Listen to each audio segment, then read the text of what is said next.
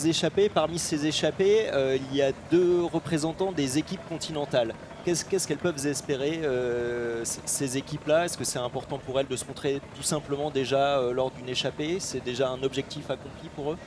Ah, certainement, comme une équipe comme Go Sport Roubaix, quand on est sur ces terres, on a à cœur de se montrer.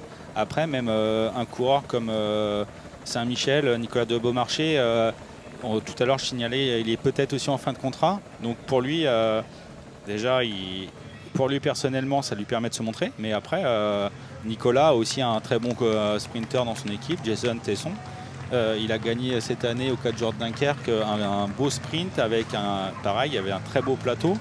Il est en confiance, il a fait une très belle saison. On sait que l'année prochaine, il va grandir à passer dans une équipe au-delà. Il va passer chez Total Energy. Mais on l'a senti au départ, il était ambitieux, il se sent encore bien. Et en tout cas, Nicolas de Beaumarchais, justement, il va servir d'appui aussi pour l'équipe Saint-Michel-Aubert. On voit une tentative d'accélération en tête de l'échappée. Alors, de qui il s'agit?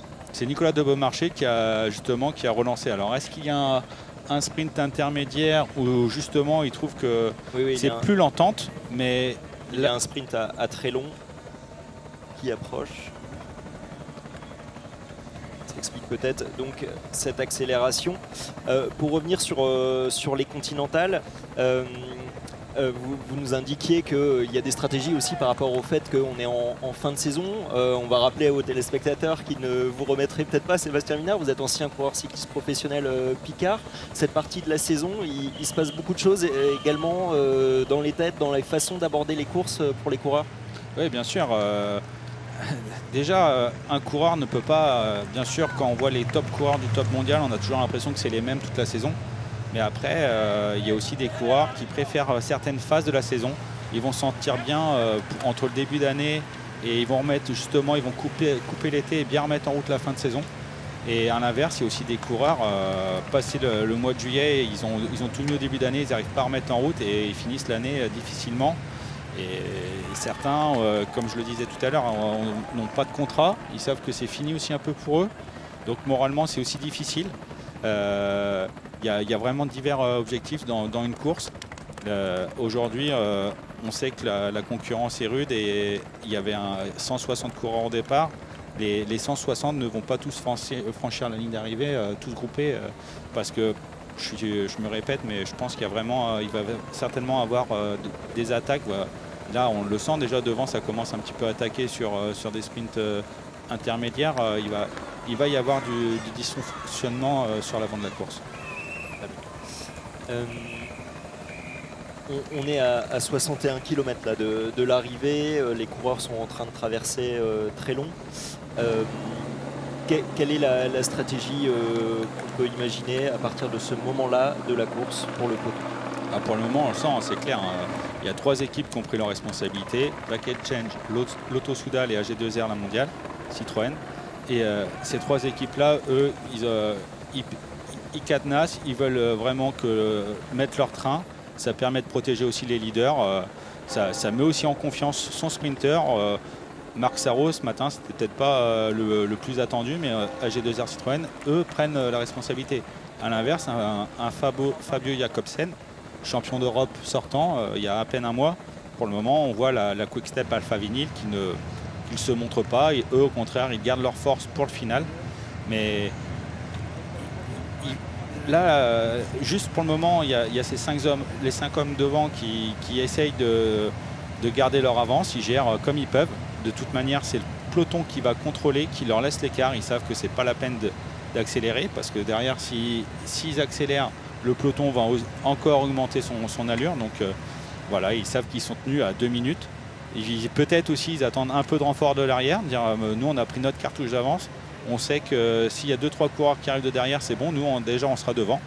Après, à voir ce qui va se passer sur l'arrière, sur le peloton actuellement. On parlait de ce contexte de fin de saison pour des objectifs individuels. Il y a également de gros enjeux pour les équipes engagées. Ça explique aussi un petit peu pourquoi il y a un tel plateau pour ce dimanche ici au Grand Prix de Fourmies. Oui, il y a un gros plateau parce qu'on le sait. Maintenant, il y a un système de montée et descente dans le circuit World Tour, un peu comme dans le foot, entre la Ligue 1 et la Ligue 2. Avant, il y avait un nombre d'équipes et il n'y avait pas de montée-descente si vous aviez le budget. Il n'y avait pas ce système de points où si vous étiez en perdition de points, vous étiez dans une mauvaise saison, vous pouviez rétrograder dans le système du coup hors du World Tour en Continental Pro. Et quand vous êtes dans le circuit Continental Pro, vous n'avez plus accès forcément. En fait, pour aller au Tour de France, au Tour d'Espagne, au Tour d'Italie et les équipes, toutes les grandes classiques style Milan-San Remo, Paris-Roubaix, Liège-Bastogne-Liège, pour y accéder, vous devez être sélectionné.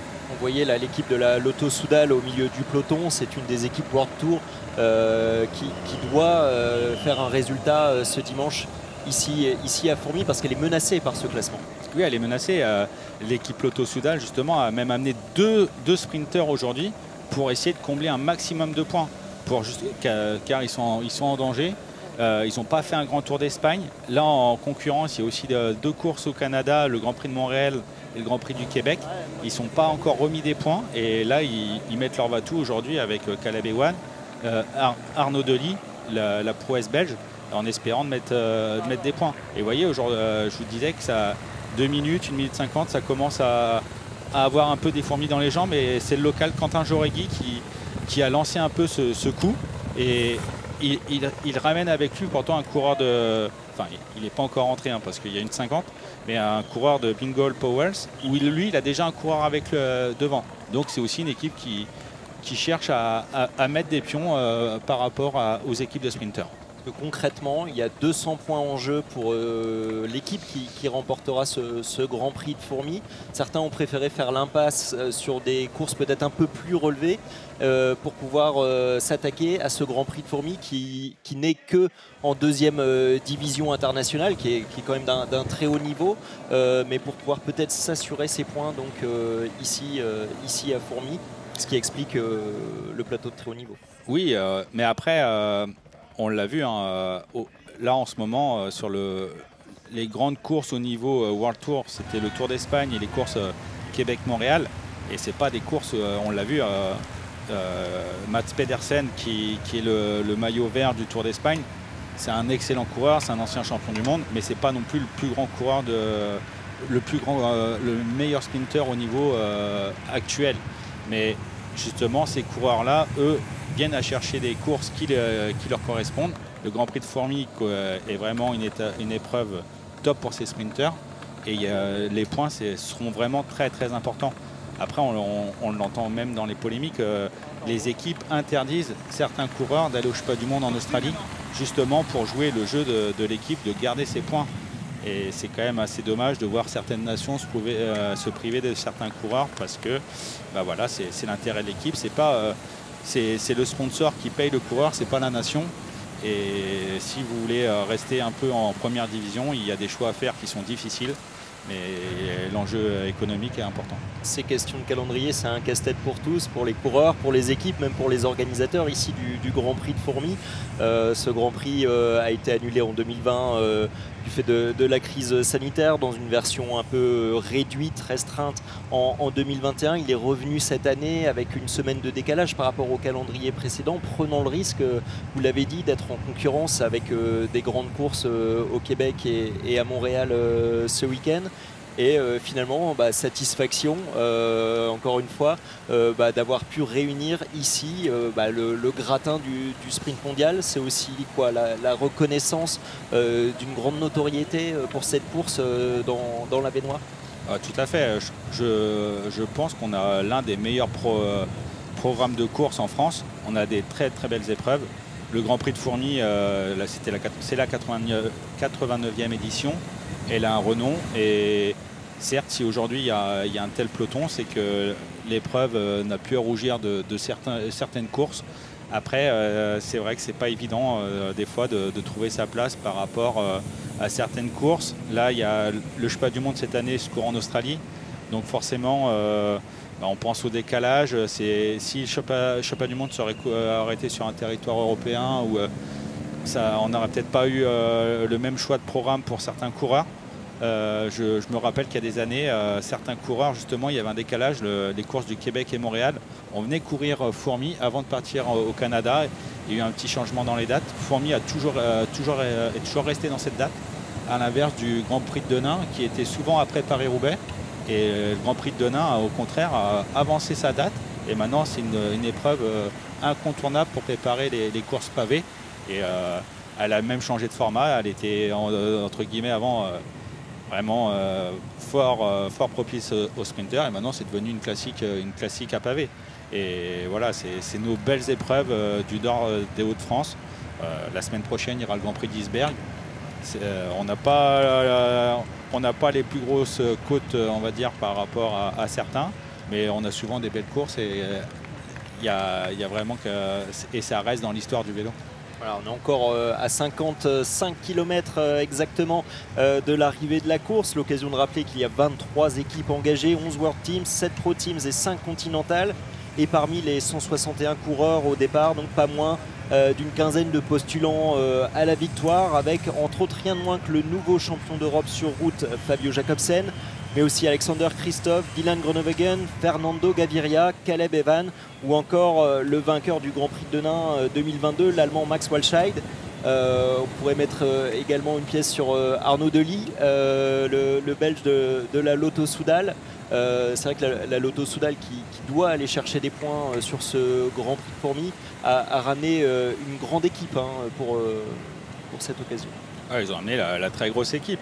Mais la liste est longue. On a aussi un ancien, justement, c'est l'un des coureurs qui avait fait podium l'année dernière, Fernando Gaviria. C'est un coureur qui a gagné de grosses étapes dans les grands tours. Après, Fabio Jacobsen, on s'est répété. Paul Panouet, qui est un jeune de l'équipe Groupama FDJ, qui sera présent. Marc Sarrault, on l'a déjà cité, et son équipe roule. Dylan Groenewegen, qui revient pareil, parce qu'il avait quand même vécu un gros accident. Après, on a aussi des coureurs comme Lorenzo Manzin, dans une équipe comme Total Energy, qui est là, qui a encore gagné il n'y a pas très longtemps. Mais on parle des points par rapport au classement World Tour, mais il y a aussi, ça fait partie de la Coupe de France. Son équipe est justement en tête au classement individuel et aussi au classement par équipe. Donc il y a aussi cet enjeu pour les équipes françaises qui est important de gagner cette Coupe de France PMU, qui a souvent eu de beaux noms à son palmarès. Et il reste encore la Manche d'Isberg et le Tour de Vendée par la suite. Et ça sera aussi important de regarder ce classement. On voit passer actuellement les 5 échappés devant nous ici, devant la ligne d'arrivée. Ils vont maintenant enchaîner 5 boucles autour de Fourmi. 2 minutes, un petit peu moins de 2 minutes d'écart avec le peloton. Est-ce que avec l'attaque des poursuivants, ça joue le jeu plutôt des échappés vis-à-vis du peloton? Non, pour le moment on le voit. Le peloton, je les gère très bien à 2 minutes. Après, pour moi, Quentin Jauregui qui est sorti, à mon goût, il est sorti un petit peu trop tôt. On ne bouge pas 2 minutes comme ça. J'adore Quentin. En plus, j'ai fait équipe avec lui. Je sais qu'il est aussi dans une période où, en fin de contrat, quand c'est comme ça, des fois, on perd un peu de patience. Et on le voit, ils sont sortis et ils ont repris une vingtaine de secondes au peloton. Pour moi, c'est encore un petit peu tôt pour créer un peu on va dire, la zizanie par rapport entre le peloton et l'échappée. Mais voilà, il a peut-être des bonnes jambes. Après, Quentin, lui, c'est un nordiste, mais c'est un jeune qui est venu par son père a couru dans le club de Fourmi par le cyclocross, parce que Quentin, c'est quelqu'un qui est issu du cyclocross, il ne faut pas l'oublier. Chez les jeunes, il a fait un podium au niveau mondial autour de coureurs comme Wout van Aert et Mathieu Van Der Poel. Il avait fait le choix de laisser un peu le cyclocross de côté. Il a préféré faire une carrière sur route. Mais voilà, il connaît très bien ces terres parce qu'il a couru par ce club du Fourmi qui a eu souvent de bons coureurs. Et on a vu par le passé les frères Lefebvre qui sont aussi du coin. On le dit, hein, c'est une terre du vélo. Et une terre de vélo. Il y a des coureurs qui sont passés, il y a beaucoup de coureurs qui sont passés par ce côté. On connaît bien là votre expertise du cyclisme régional. L'UV Fourmi, c'est pas pour rien qu'il y a ce Grand Prix de Fourmi ici. Il y a une réelle école du vélo, c'est historique. Oui, exactement. L'UV Fourmi, il y a le Grand Prix cycliste, mais ils ont organisé des super cyclocross. Il y a eu un grand cyclocross sur le site du Vajoli. Moi, je m'en souviens très bien. C'était un très beau site. Il y a eu des Coupes de France. Par le passé, on cite Quentin Jaurégui, mais les frères Lefebvre, Laurent Caillot qui était un grand. Un petit clin d'œil aussi, je sais qu'il y a un grand monsieur du coin, Gilles Jacquella, qui a disparu l'année dernière, mais qui était un très bon cyclocrossman du coin et qui œuvrait encore pour le cyclisme local. Mais dans le Nord, on a souvent eu des bons guerriers.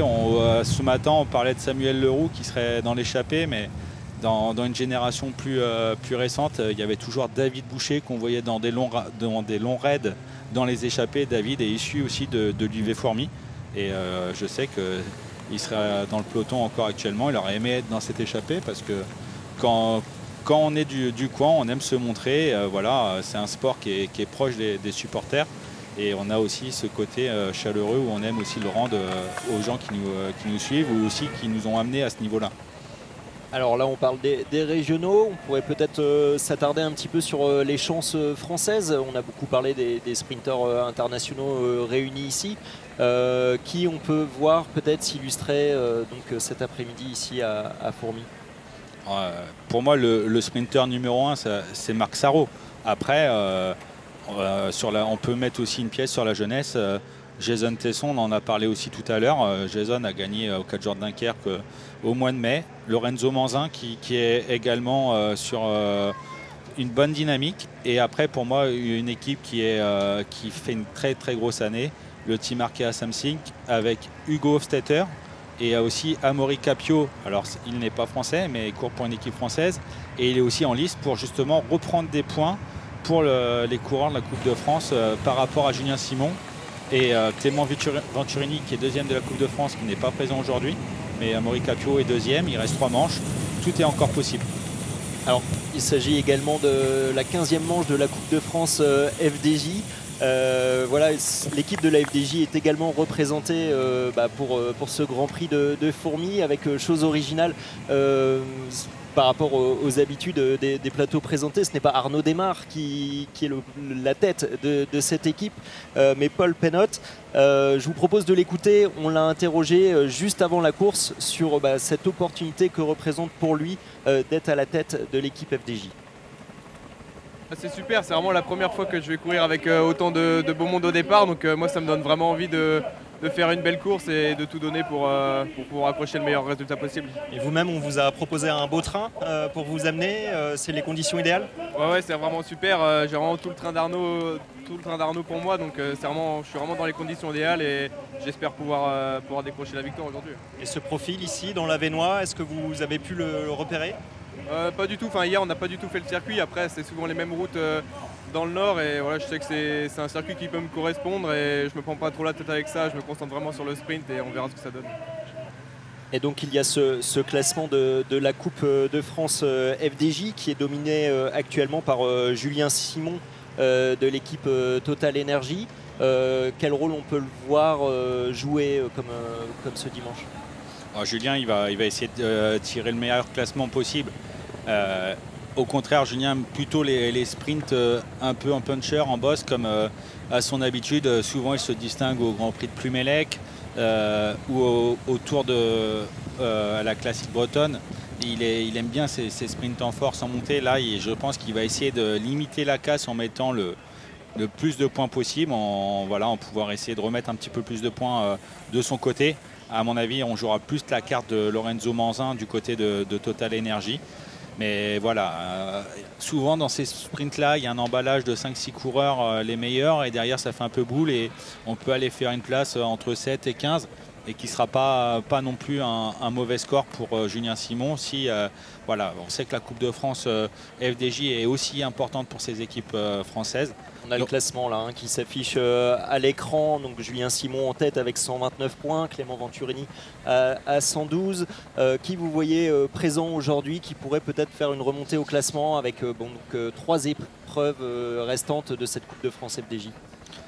En tête de liste, Amaury Capio de l'équipe Team Arkea, et après Marc Sarrault. Pour moi, c'est les deux coureurs qui peuvent vraiment mettre le plus de points par rapport à ce classement de la Coupe de France. Après, il y a des surprises. Jason Tesson, il n'a pas mis beaucoup de points en ce début d'année sur la Coupe de France FDJ, mais il y a aussi un classement jeune en annexe et il y aura aussi le classement par équipe, parce que le classement individuel c'est une chose, mais souvent il y a de gros enjeux pour le classement par équipe. On parle depuis tout à l'heure, on parle beaucoup de la montée, de la descente par rapport au World Tour, mais aussi pour les sponsors des équipes françaises, c'est aussi important. C'est une Coupe de France qui a beaucoup, qui est reconnue pour nous les Français et les équipes françaises, mais aussi pour les coureurs étrangers. Ils viennent parce que les manches de Coupe de France sont vraiment de qualité. Il y a des très beaux parcours tout au long de la saison. Et aujourd'hui, on va dire, c'est l'une des épreuves reines pour les sprinteurs. C'est un statut également important pour les organisateurs de ce Grand Prix de Fourmies, qui est l'événement incontournable de l'arrière-saison ici dans le Nord. Certains le surnomment, comme Jean-Louis Chapa, comme étant l'été indien du cyclisme. C'est une formidable vitrine pour ce territoire de l'Avesnois qui est traversé, dont les vues par hélicoptère donnent toute la beauté de ce paysage de bocage, de forêt, voilà, qui permet d'être médiatisé à travers le monde où cette course est diffusée. C'est une sensation qu'on ressent en tant que coureur quand on est de la région, de pouvoir mettre à l'honneur ces territoires. Ah, bien sûr, hein, ça permet, le vélo permet de créer des envies. On voit toujours on voit de belles images, de beaux plans de vue. Le Val-Joli, on ne penserait pas. Moi, je sais que je l'ai connu par le cyclocross, mais par la famille, par le sport. Le plan d'eau du Val-Joli, j'ai un souvenir en famille d'être venu faire du paddle, quelque chose de très sympa, et c'est aussi comme ça qu'on donne des envies à vouloir revenir. On est très près aussi de la Belgique, et le terroir, voilà, notre terroir est riche, et c'est sûr que bien souvent, c'est pas là où on va penser venir en premier, mais souvent les Bretons sont souvent incités à que voilà, il y a de très belles choses. Et après, je pense qu'on peut aussi se défendre pour le nôtre. Alors il y a 40 000 spectateurs sur place, c'est 3 fois la population de la ville de Fourmies. Le Grand Prix marque l'année fourmisienne, c'est la grande fête de la rentrée. Et Fourmies, c'est également un palmarès très impressionnant de par ses vainqueurs. On peut remonter assez loin dans le passé. 1957, Jean Stablinski. 1973, Eddy Merckx. 1976, Jean-Luc Vandenbroek. 1983, Gilbert Duclos-Lassalle. Dans les années 90, les Italiens Andrea Taffi, Michele Bartoli. Ou encore plus récemment dans les années 2000, déjà pas mal de sprinteurs, Baden Cook, Robbie McEwen ou Philippe Gilbert. Qu'est-ce que vous pensez, vous, de ce palmarès élogieux ici? On le voit, hein, c'est un palmarès historique mondial qui remonte à très loin. Et on a eu aussi de grands Français. Nasser Bouhanni qui est blessé. Guillaume Blot dans les 10 dernières années. Et avant ça, Romain Feuillu. Mais Loïc, vous l'avez très bien cité. De gros noms du sprint mondial qui sont déjà passés et reconnus. Et c'est des coureurs qui ont fait un gros palmarès, aussi bien sur un historique assez lointain, mais sur les 10 dernières années, c'est que des coureurs qui ont brillé sur les grands tours. Alors là, on approche les 45 km finaux pour cette course ici dans l'Avesnois. Comment faire pour rattraper les échappées tout en gardant du jus pour donc ce sprint massif attendu? Là, pour le moment, on l'a bien vu. Hein, le peloton les maîtrise à 2 minutes. On a vu une tentative de Quentin Jauregui c'était un peu pour moi assez loin de tenter de faire le bon. On l'a vu, hein, ils avaient pris 20 secondes sur le peloton. Pour le moment, on attend. Mais c'est pas les coureurs devant qui vont accélérer. Ils vont tenter un moment de se défendre comme ils peuvent. Pour le moment, on essaye de maintenir cette avance. C'est surtout le peloton qui va accélérer petit à petit pour réduire. S'ils reviennent trop vite, ils vont se faire attaquer et les attaques sont encore plus dangereuses que celles qu'on a vues par rapport à Quentin et le coureur de Bingol. Mais il va se passer des choses, hein. Il y a des coureurs qui ont les crocs dans le peloton et le parcours est propice. Pour le moment, on laisse juste faire Back and Change, Lotto Soudal et AG2R Citroën. Ils tiennent bien les coureurs, mais les 40 derniers kilomètres vont aller très vite et on va devoir accélérer pour reprendre ces 2 minutes.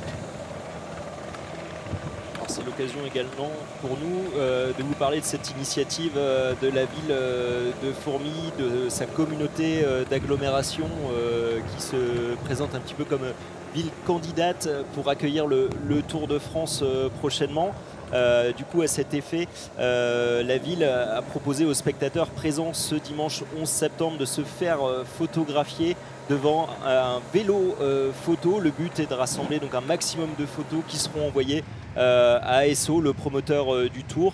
Voilà, c'est une façon de prouver le soutien des Fourmisiens et d'autres autour de cette candidature. Et voilà, c'est une forme de lobbying populaire assez sympa. Oui, et après je pense qu'ils veulent se battre pour l'avoir. Ça sera aussi une reconnaissance pour eux de passer le cap autre que le Grand Prix de Fourmies. Si on peut avoir un départ plus important sur la communauté, c'est sûr que ça sera ça sera un plus. Et en tout cas, ils font tout pour et c'est remarquable. Oui, et puis ça assure voilà, d'un engouement populaire comme on peut le voir aujourd'hui le long des barrières rassemblées ici à Fourmies. Toujours du monde et beaucoup de bruit pour accueillir le passage des coureurs. Ce qui est agréable, c'est justement avec ce système de boucle, on a l'occasion de les voir un peu plus longuement que sur une course traditionnelle. Oui, et c'est aussi bien manœuvré d'avoir ce matin...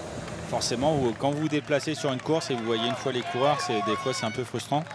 Là, on a vu les spectateurs assez tôt ce matin. Ils ont pu découvrir une très belle épreuve féminine. Après, à partir de midi, une belle course pour les hommes. Ce nombre de tours à répétition, ça fait aussi le charme de cette course. Et c'est certain, on le voit, hein, il y a vraiment une belle ambiance autour de Fourmies. Est-ce que cette côte-là, que les coureurs empruntent juste après avoir passé la ligne d'arrivée, elle fait un petit peu mal aux jambes à chaque fois? Forcément, on ne va pas mettre le petit plateau pour franchir cette côte. Donc il n'y a pas énormément de dénivelé, mais là, après un début de course un peu mouvementé, après 150 km, ça laisse des traces dans les jambes. On le voit, hein, les coureurs, ils ne sont pas en train de fumer le cigare, on les voit le maillot ouvert. Il faut rouler vite, il faut tenir à distance les 5 coureurs de devant. Et c'est aussi, ça fait du changement de rythme, il y a des relances et ça permet aussi, la côte va permettre aussi de faire certaines attaques et de créer du mouvement. On l'a vu sur la course féminine tout à l'heure, c'est là que Alessia Vigiglia avait fait un trou sur Victoire Berthaud qui était échappée. C'est là qu'elle a décidé d'attaquer et qu'elle l'a distancée. Oui, tout à fait. Sur le parcours, il y a la côte qui arrive juste après la ligne d'arrivée. Et souvent aussi dans la bascule avant d'arriver au Grand Prix de Fourmies, il y a ces deux endroits qui sont souvent assez propices à attaquer. C'est pas la côte la plus dure, c'est pas ce qui nous fait peur. C'est pas le col de l'Alpe d'Huez ou le mont du Koppenberg, mais en tout cas ça fait mal aux pattes et on le voit à l'avant. Maxime Jarnet commence aussi à en faire les frais. Ils sont échappés 150 km, il a plus le rythme pour suivre ses 4 camarades et il les laisse filer. C'est que le rythme aussi est soutenu à l'avant pour cette échappée. Alors on dit cette course promise aux sprinteurs. Est-ce qu'on peut imaginer qu'un scénario comme celui d'hier au Grand Prix du Québec où Benoît Cosnefroy a attaqué à 2 km de l'arrivée est probable ici à Fourmies? Dans le vélo, il peut toujours y avoir des surprises. Hein. Sur le papier, c'est vrai que vu la concurrence, on va dire, c'est forcément sprint. Mais si vous avez 2-3 hommes forts qui se retrouvent vraiment à faire une belle attaque et à bien s'organiser derrière, à garder une bonne vitesse, pourquoi pas. On parle des sprinteurs présents, mais dans la liste des engagés, moi j'ai noté un coureur qui justement, Marc Hirschi, qui fait partie de l'équipe UAE Team Emirates. C'est un coureur qu'on a vu il y a 2 ans sur des grosses étapes au Tour de France. À la base, il aurait plutôt dû être certainement sur les épreuves canadiennes. Après, lui, il a été inscrit dernière minute hein, pour ce Grand Prix de Fourmies. On ne l'attendait pas forcément. Ouais, voilà. Après, il se remet aussi en route. Il avait abandonné, pour moi, il a abandonné le Tour cette année parce qu'il avait été malade. Mais c'est un coureur. Il va chercher aussi à devoir. C'est peut-être un des coureurs, un des acteurs dans le final qui va chercher aussi à reprendre du moral pour lui. S'il attaque, ça va pas faire perdre son leader Fernando Gaviria, mais il va tenter, il va pas juste venir là pour dire tiens. En plus, certains coureurs n'aiment pas forcément frotter de cette manière dans ce long faux plat descendant. Il y a certains coureurs qui n'aiment pas aussi certaines façons d'aborder un sprint. Le sprint de Fourmies, le faux plat descendant, quand vous êtes à 70 à l'heure que ça fait boule. Certains coureurs, je peux vous garantir, ils n'aiment pas aller à l'avant du peloton et aller jouer des coudes. Ça fait partie du métier, mais c'est pas un don pour tout le monde d'aller se placer à l'avant du peloton. Hirschi, dont vous nous parliez, vainqueur de la Flèche Wallonne en 2020, d'une étape du Tour de France également en 2020. Ce genre de profil d'étape, ça peut quand même lui convenir Bien sûr. Des fois, il ne faut pas avoir la plus grosse côte pour créer du mouvement. Il faut juste avoir l'envie et puis avoir les bons coureurs qui accompagnent. On l'a vu, hein, des fois, sur des grandes courses, on dit tiens, ça va être l'étape la plus difficile où il va y avoir de l'action. Et c'est pas forcément ces courses-là où des fois, en fait, ça fait même ça fait peur. On l'a vu l'année dernière, Julien Alaphilippe, quand il a gagné le championnat du monde, c'était pas le championnat du monde le plus dur sur le papier. Et au final, ça a été une course très très active et il y a eu beaucoup de mouvements. Au contraire, des fois, s'il y a de l'engouement dans le peloton, ça donne des idées. Et après, il y en a un, il y en a deux, il y en a trois qui suivent. Et après, ça peut être la panique pour les équipes de sprinters derrière. Merci Sébastien. Allez, on est à 38 km et demi de l'arrivée, 1 minute 30 d'avance toujours pour 4 hommes échappés en tête. Je vous propose de se quitter quelques minutes pour une page de réclame et on se retrouve tout de suite ici pour cette 89e édition du Grand Prix de Fourmies.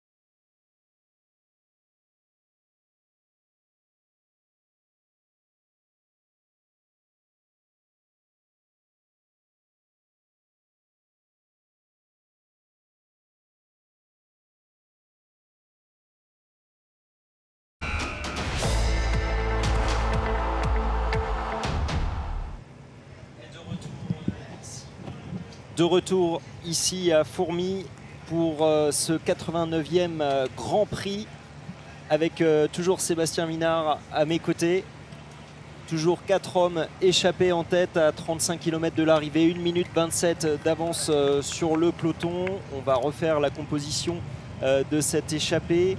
Il y a donc le numéro 25, Taco Van Den Horn de la Wanty Gobert Matériaux, le numéro 152, Louis Blove des Bingol Powell Souls, le numéro 176, Milan Fretin des Sports Vlaanderen-Baloise et enfin Nicolas de Beaumarchais, numéro 193 de la Saint-Michel Aubert 93.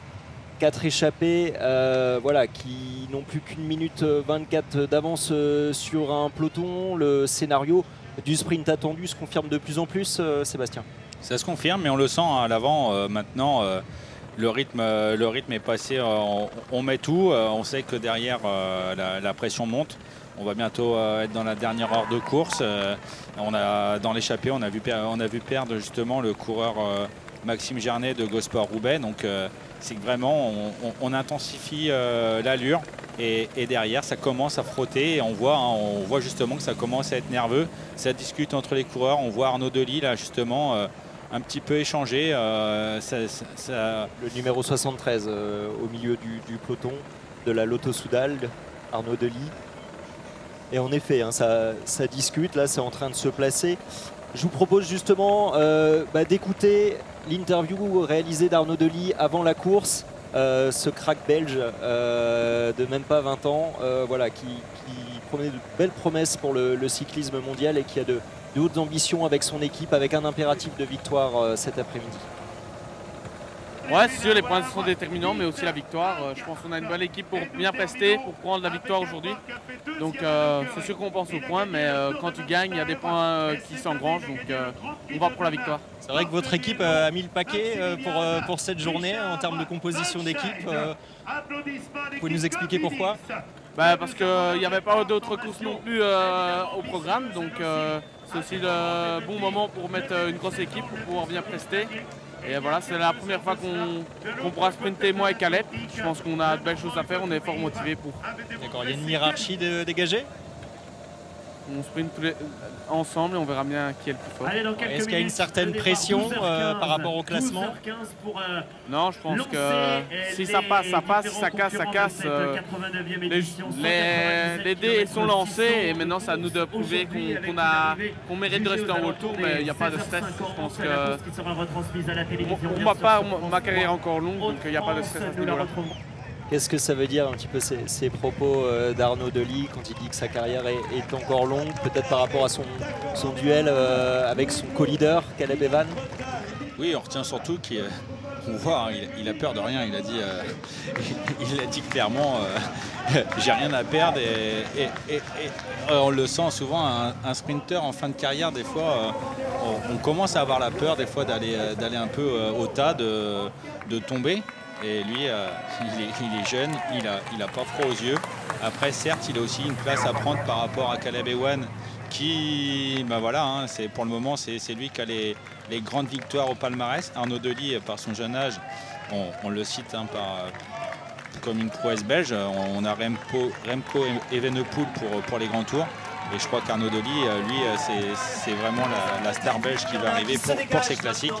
Et on le sent, hein. En tout cas, lui, il a peur de rien et ils ont besoin de faire du score. Et on va, de toute manière, depuis le début de la retransmission, on voit hein, l'équipe Lotto Soudal est venue là. Ils prennent bien leur responsabilité et on voit aussi que maintenant, il y a les coureurs de Quick Step Alpha Vinyl qui commencent à arriver.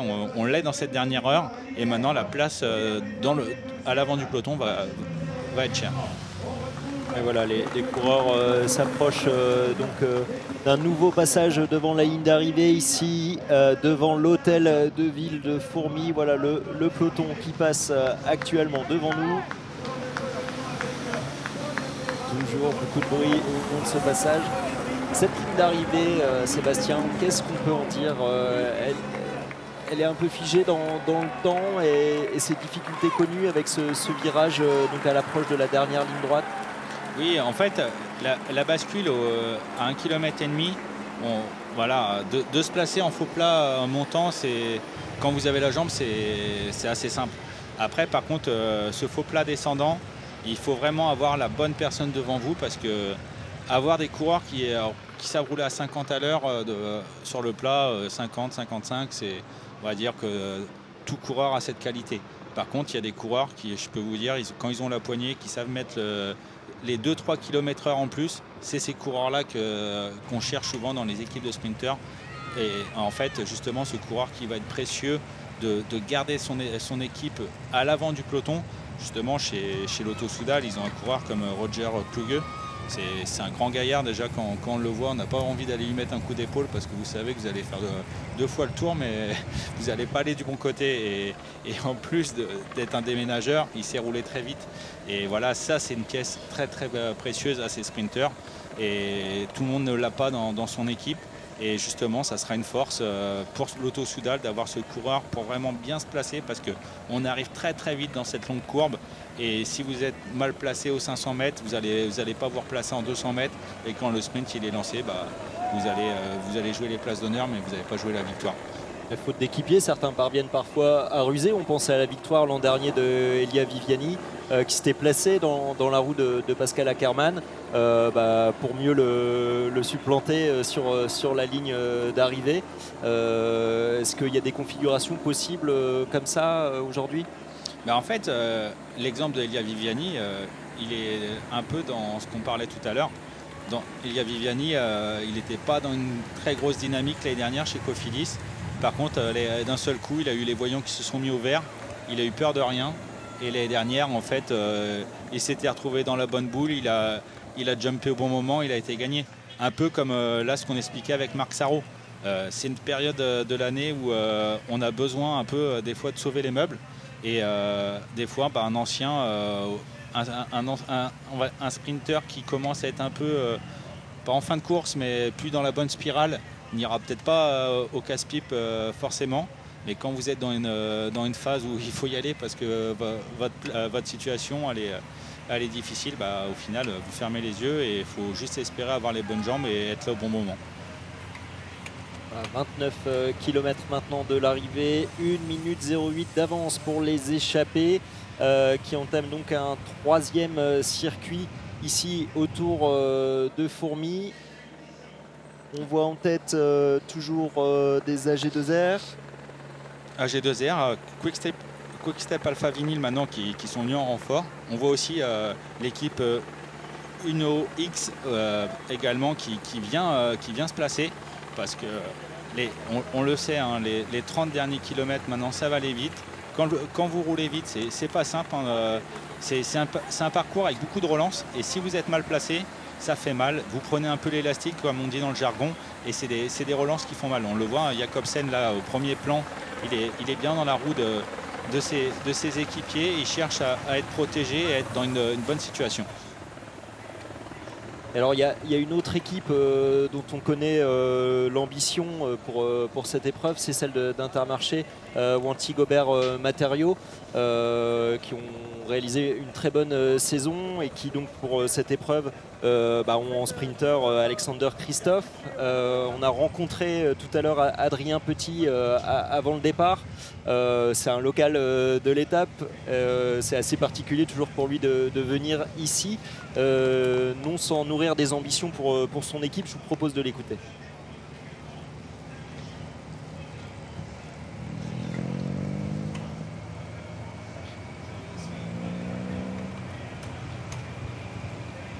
Un gros mois de juillet sur les routes du Tour, une période un peu plus compliquée, le corps était fatigué, c'est un retour à la compétition après presque un mois sans course.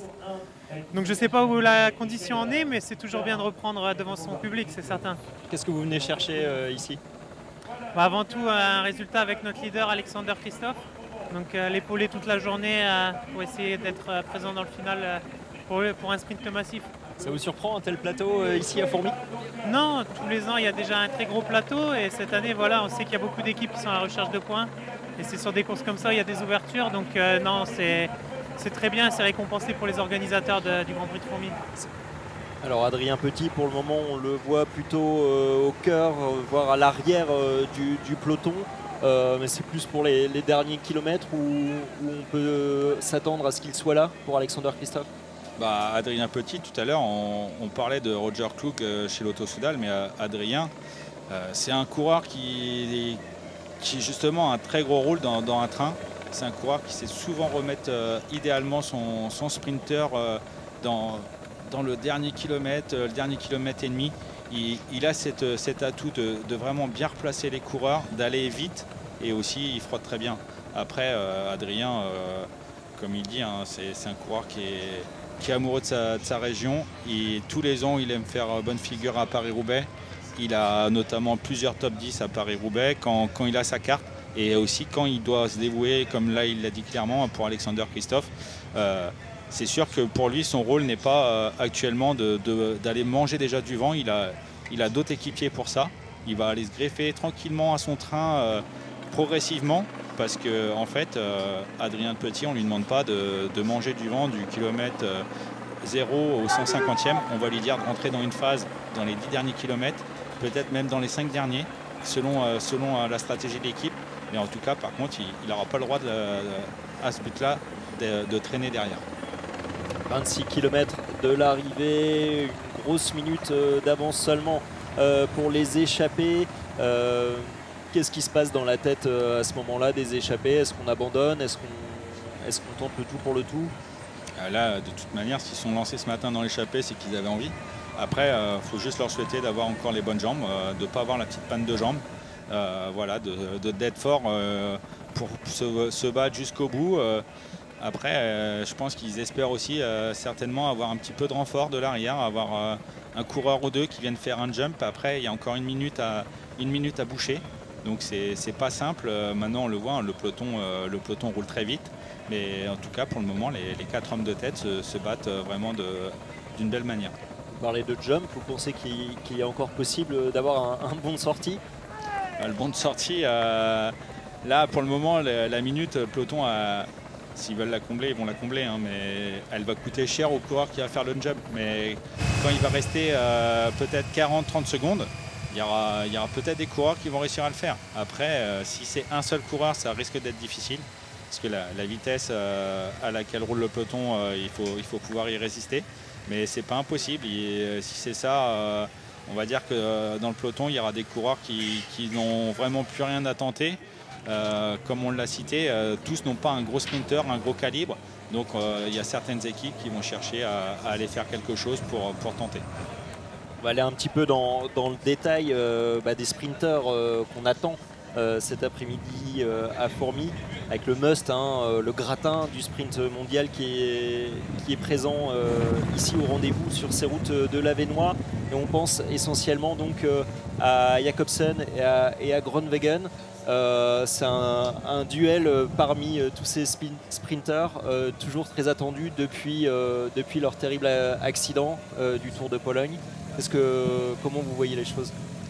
Oui, tous les deux sont passés par une phase difficile, mais après, on l'a vu, hein, c'est deux grands champions.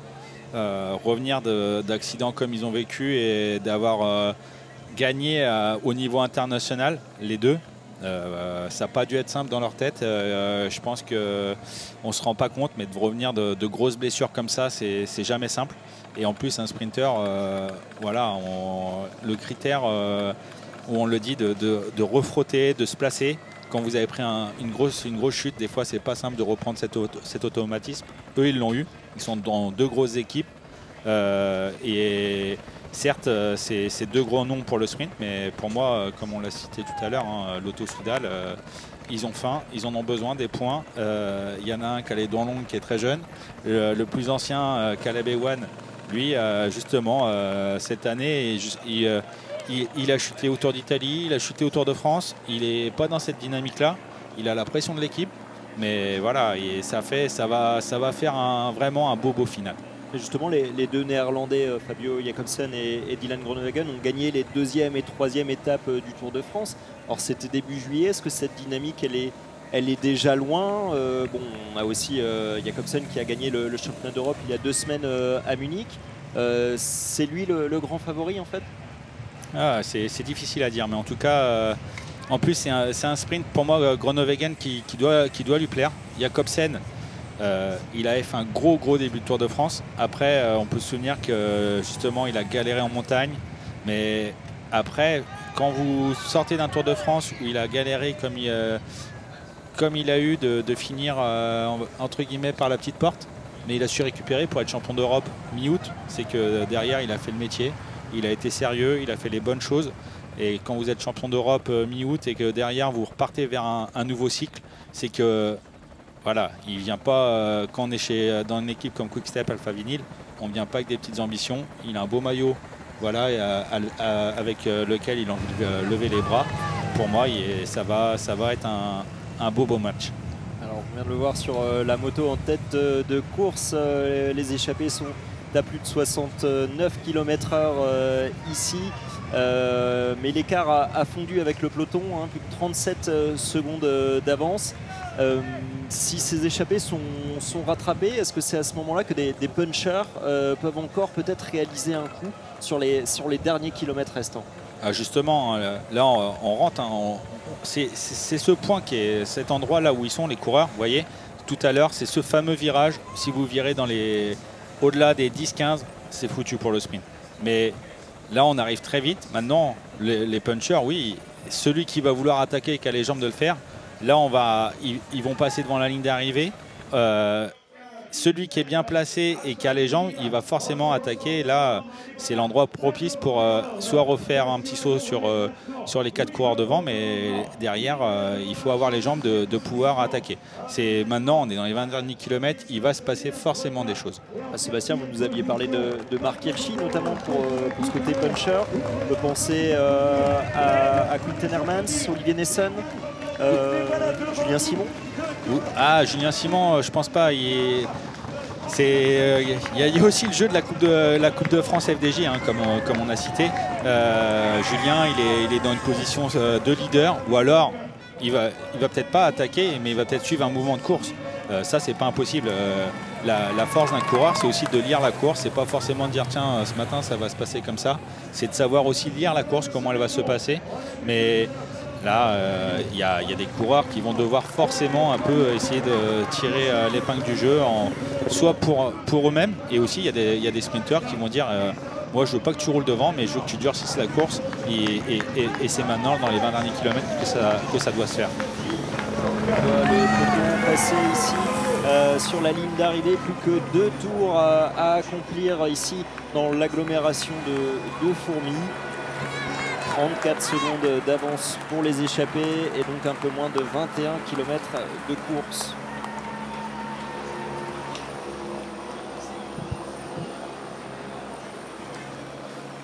Alors qu'on voit une accélération mais très vite arrêtée d'un coureur d'Intermarché. Voilà, en fait, dans sa tête il a envie, mais il voit que ça ne suit pas. Un coureur qui attaque seul, c'est pas intéressant, il sait que ça roule vite et c'est pas l'un des moindres coureurs. Loïc, vous l'avez bien cité que ça pouvait être un éventuel coureur. Pour moi, c'est Quinten Hermans, l'un des coureurs qui a fait podium à Liège-Bastogne-Liège. Je pense pas qu'il avait juste envie de se positionner pour aller prendre le bidon avec un petit gel. Il s'est dit tiens, pourquoi pas, s'il y a du mouvement, le créer. Alexander Christophe, certes c'est leur leader, mais il y a aussi d'autres possibilités dans cette équipe aujourd'hui. Et c'est peut-être pas à l'avant-dernier tour, ça sera peut-être dans le dernier tour. Mais en tout cas, ça commence à démanger un peu tout le monde. Et l'échappée maintient toujours cette petite quarantaine de secondes d'avance. Comme quoi, il y a différentes stratégies qui peuvent avoir été pensées, ou même qui peuvent se décider par rapport au contenu de la course. Dans le vélo, rien n'est écrit à l'avance. Et certes, sur le papier, le matin, on peut dire le scénario, il va être comme ça ou comme ça, mais ceux qui font la course, c'est les coureurs. Après, il peut aussi se passer une chute, un changement de météo. Il y a peut-être aussi dans une équipe un sprinter qui va dire écoute, aujourd'hui je sais pas ce que j'ai pas les sensations, c'est à vous de faire la course les gars, allez-y, faites-vous plaisir. Il peut y avoir un changement, c'est là où c'est dur des fois d'avoir la bonne vision de la course, de dire aujourd'hui comment ça va se passer, et c'est aussi l'atout d'un coureur. focus sur les échappées avec Milan Fretin un petit peu en difficulté. Le peloton toujours à 36 secondes environ des 4 hommes échappés et qui passe donc ce rond-point à Féron. Ça, c'est des difficultés sur ces boucles d'une dizaine, onzaine de kilomètres, ces ronds-points qui se multiplient dans cette boucle quand on est lancé comme ça à 60-70 km/h. Oui, c'est des petits obstacles. Après, c'est clair que ça crée des relances. Quand vous êtes mal placé à l'arrière, vous prenez un petit peu le tendeur. Et après aussi, sous le mauvais temps, ça peut aussi être des parties techniques. Vous savez que un rond-point, il y a toujours une petite bouche d'égout, il y a toujours quelque chose un peu glissant. Là, aujourd'hui, ils ont vraiment un temps top. Il ne fait pas trop chaud, il n'y a pas de vent. Mais voilà, on commence à le sentir. Vous voyez, devant, on commence à sauter les relais. Le coureur de Top Sport Vlaanderen, il commence à être sec. Tout à l'heure, on en a perdu un. On va peut-être en perdre un deuxième. Pour le moment, Taco van der Haar, lui, on le sait, hein, c'est un spécialiste de ces échappées. On l'a déjà vu faire de très très belles choses dans ce genre d'échappée, à résister sur un gros peloton. Pourquoi pas aujourd'hui 40 secondes, il faut encore les boucher, il reste 18 km. Dans la logique, c'est avantage au peloton, hein, on le voit derrière, hein, mais c'est très très nerveux. De garder sa place dans cette situation-là, c'est pas simple. On brûle des cartouches et en tout cas, ça use.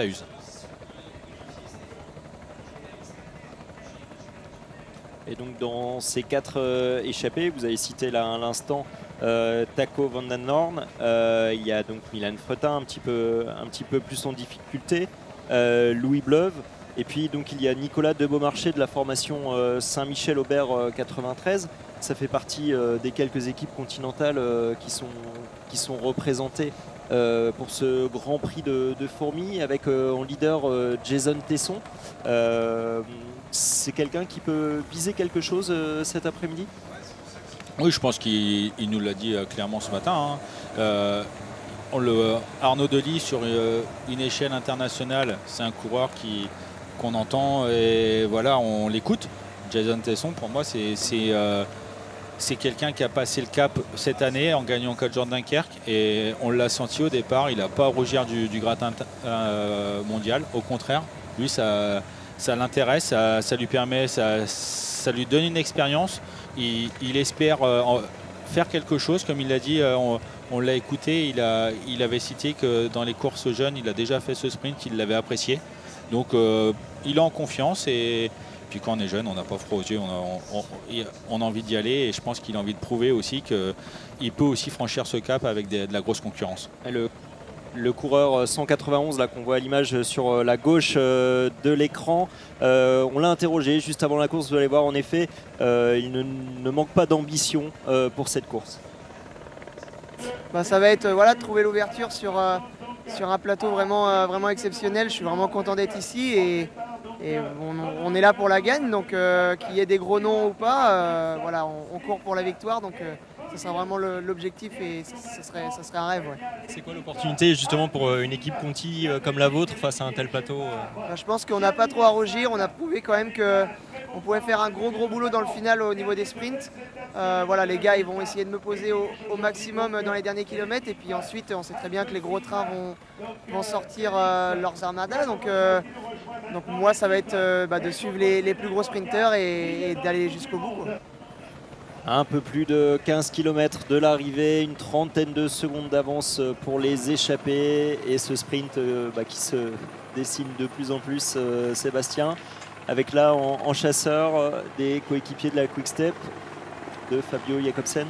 Tout à fait, on le voit, hein. Maintenant il y a même des équipes justement qui étaient présentes à gérer tout le début de course, et maintenant ils descendent un peu un échelon parce que c'est eux qui ont géré toute la première partie de course, et cet écart, maintenant ça roule vite. Des fois on dit tiens, non, on roule plus, on garde 2-3 coureurs pour justement ce dernier tour qui va être important. Maintenant on le voit, hein, c'est aussi on cherche à mettre un peu son leader en confiance, bien le placer. Vous voyez, chez AG2R Citroën, on ne tourne pas forcément, Mais Oliver Naessens, lui, protège très bien Marc Sarrault, et Marc Sarrault reste dans une place vraiment devant. Il ne cherche pas à se faire frotter, il ne veut pas être dans la boule derrière. Qu'est-ce qu'il faut comprendre? Parce que les AG2R, la mondiale, là, on les voit devant depuis le début presque de cette course, sans forcément être au premier poste, mais toujours très très bien placés. Bah, ils ont roulé sur la première partie. Maintenant, on le voit. Ce qu'ils font, c'est qu'ils mettent dans une très bonne disposition Marc Sarrault. Ils lui font confiance. Et je sais qu'il était dans Marc Sarrault dans un moment, au mois d'août justement, il était dans une situation un peu dure parce qu'il était en fin de contrat et il ne savait pas s'il allait être renouvelé dans son équipe. A priori, il y a des échos que j'ai entendus. Là, c'est parti. Il sait que son avenir, il est serein. Mais maintenant, vu qu'il a pris confiance, il a aussi pris ses marques avec son équipe cette saison. Des fois, les automatismes d'un sprinter, c'est pas simple. Mais en tout cas, là, on le voit, son équipe lui fait clairement confiance et on joue la carte Marc Sarrault pour ce sprint. Alors qu'on approche, on est à 3 km de la fin de cette avant-dernière boucle ici autour de Fourmies. Un peu plus de 20 secondes d'avance pour les échappées. Qu'on imagine qu'elles vont être rejointes, à mon avis, très proches donc, de ce passage sur la ligne d'arrivée une dernière fois avant l'arrivée finale. Oui, ou quelques coureurs qui... Voilà, le fameux jump qu'on parlait. Où, là, on va rentrer dans une deuxième, le deuxième faux plat limite boss. On ne se rend pas compte à la télé. Mais là, on rentre dans un bois et souvent, il y a aussi à cet endroit un petit peu de mouvement. Vous voyez, là, Yves Lampart, en tant que capitaine de route, il regarde un peu ce qui se passe. Pour le moment, lui, c'est pas son rôle de tourner. Il est juste devant. Le coureur de Quick-Step Alpha Vinyl, il va pas rouler comme ça encore les 15 km. Forcément, à un moment, ça va s'écarter. On le voit en bas de l'écran, il y a un coureur de Quick-Step Alpha Vinyl. Lui, son boulot, il est fini. Hein. On ne va plus le revoir parce que depuis tout à l'heure, il a fait en sorte que ça roule plus vite, qu'on revienne sur ses échappées. Et ça commence à se tendre dans le peloton. Là, on n'arrive plus à remonter aussi facilement. Si on n'a pas les jambes, ça va être les hommes forts qu'on va vraiment voir tenir la baraque. C'était quoi votre rôle à vous, Sébastien, quand vous veniez à Fourmies? Ouais, je ne vais pas dire comme Adrien Petit parce que je ne suis pas aussi rapide qu'Adrien Petit, mais allez, peut-être un petit peu si les circonstances, on pouvait une petite attaque dans le dernier tour ou placer le sprinter, mais pas dans le dernier créneau du dernier kilomètre et demi parce que je peux vous dire que la boule, quand ça roule à 70, si vous êtes dans une mauvaise situation, c'est pas simple. Et oui, j'aimais bien faire un peu le grégario à replacer les coureurs, mais allez, sur ce circuit-là, on aurait dit s'arrêter jusqu'à 2 km. Et la carrière cycliste professionnelle, elle est quelques années en arrière. Vous en êtes où aujourd'hui? Oui, maintenant j'ai arrêté fin 2016. Maintenant, j'ai la chance de rester dans ma passion. Je suis gérant de 2 magasins de cycle où j'ai pu rejoindre mes deux confrères qui avaient créé ça il y a 20 ans, un très beau magasin. Et maintenant, je reste dans mon élément et je m'éclate dans ce que je fais à pouvoir vendre de beaux vélos. Et quand vous les voyez là sur les routes comme aujourd'hui, il y a un manque ou c'est juste un frisson et c'est agréable? Non, la passion, elle reste toujours. J'ai énormément de plaisir à venir sur des courses de vélo. Après, c'est vrai que les premières années, quand vous avez des courses qui passent comme Paris-Roubaix, il y a un petit manque. Après, quand vous n'avez plus le physique et vous avez plus... voilà, on ne s'en rend pas compte. Hein, mais être coureur cycliste, c'est 200 jours partis, il y a d'énormes sacrifices à faire. C'est pas simple et à un moment donné, le corps, il est plus prêt et il y a une autre vie derrière, il y a une vie de famille à gérer. Et voilà, c'était une belle phase pour moi. J'ai fait 12 ans professionnel et maintenant je prends énormément de plaisir où je suis. 11,6 km de l'arrivée, toujours 4 hommes en tête. Mais plus que 14 secondes d'avance, voilà, je pense qu'il n'y a plus trop de suspense pour cette échappée. Alors qu'en tête du peloton, de nouvelles équipes sont venues se positionner. On le voit, hein, vous voyez, il y a un train à droite, un train à gauche. On cherche à se placer. C'est on ne le voit pas nous forcément à l'écran, mais sur ce qu'on a entendu et vu aussi sur d'autres informations, c'est comme ça que ça se précise. Hein. On ne peut pas maintenant rouler en boule. Chaque équipe va essayer un peu de montrer qui est la plus forte, de placer au mieux son sprinter, qu'il ne se fasse pas déborder. Et là, à un tour de l'arrivée, forcément aussi, c'est là où on prend encore plus ses marques parce que l'intensité est vraiment au maximum.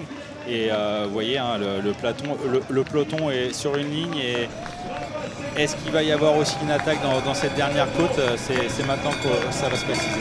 Voilà, la cloche retentit pour le dernier passage des coureurs sur la ligne d'arrivée avant un sprint attendu donc dans un peu moins de 11 km. Et le peloton juste derrière qui a donc les 4 échappés légèrement en ligne de mire. On attend de voir donc si la jonction va bien se faire. Et donc avec en tête de ce peloton Gosport, Roubaix-Lille Métropole. Oui, c'est Samuel Leroux hein, qui a bien placé son coureur, on le voit. On l'a vu tirer un bon bout pour bien se placer. Et voilà, à l'avance, on a encore perdu un homme. C'est Taco Van Der Rohe qui met l'intensité. De Beaumarchais est toujours présent avec Lublou. Et en tout cas, c'est vrai qu'on dit « Ah, ça attaque derrière ». Une belle attaque d'un coureur de Total Énergie. Pour moi, ça serait certainement Sandy Dujardin. On ne l'a pas forcément bien vu, mais en tout cas, il a trouvé la bonne ouverture et il a eu envie. Le fameux saut hein, dont vous nous parliez. Oui, il a bien attaqué. Voilà. Après, partir seul, c'est pas simple. On va revoir cette attaque.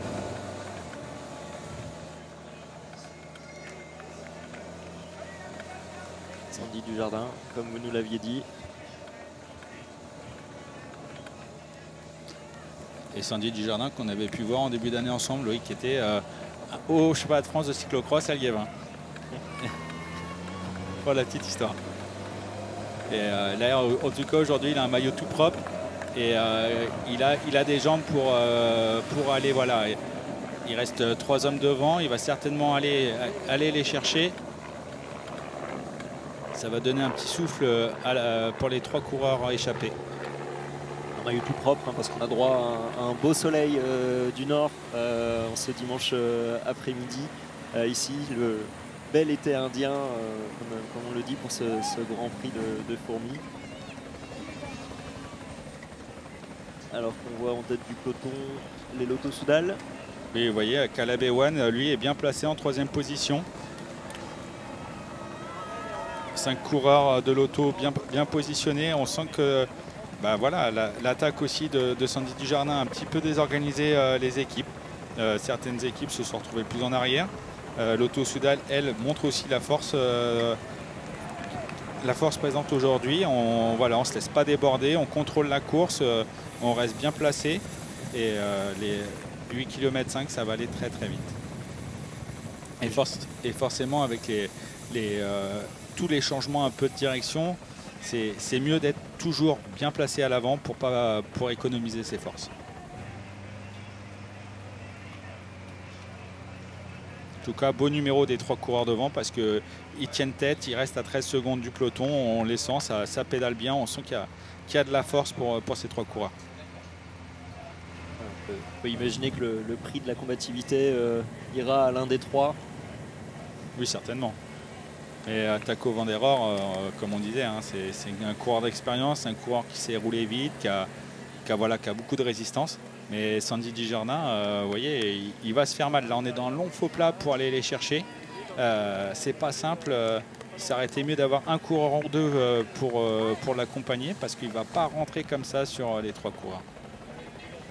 Il a l'habitude de se faire mal aux jambes avec le cyclocross. Ouais, je pense que tout coureur qui est dans le peloton, ils savent tous se faire plus ou moins mal. Après, voilà, en tout cas, il a eu le mérite de le faire, il a tenté. Ça va aussi permettre peut-être à ses équipiers peut-être d'avoir aussi un petit point d'appui, mais vous voyez, au final, il se relève. On voit les BNB de Pierre Barbier qui viennent se placer devant. On le voit, hein, c'est Julien Maurice, justement un gros rouleur qui sait aussi voilà, dans ces moments-là où il faut rouler vite, garder sa place. Dans sa roue, il a Cyril Lemoine qui est un très bon capitaine de route, qui sait aussi bien manœuvrer. Pierre Barbier qui va certainement sprinter. Ils ont aussi un Italien dans l'équipe BB Hotel qui a fait des beaux sprints pendant le Tour de France.